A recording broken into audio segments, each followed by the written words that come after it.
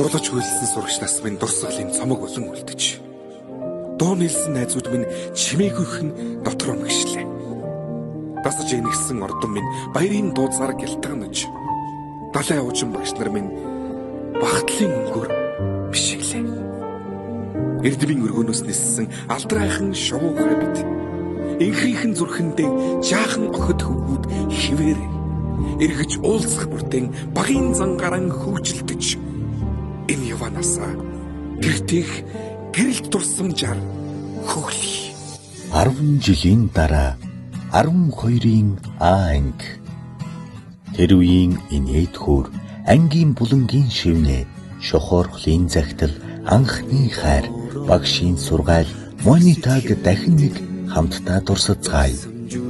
Эрхэм багш ангийн амд найз та бүхнийг ангидаа 2025 оны 8 дугаар сарын 8-ны өдөр хүрэлцэн ирэхийг урьж байна.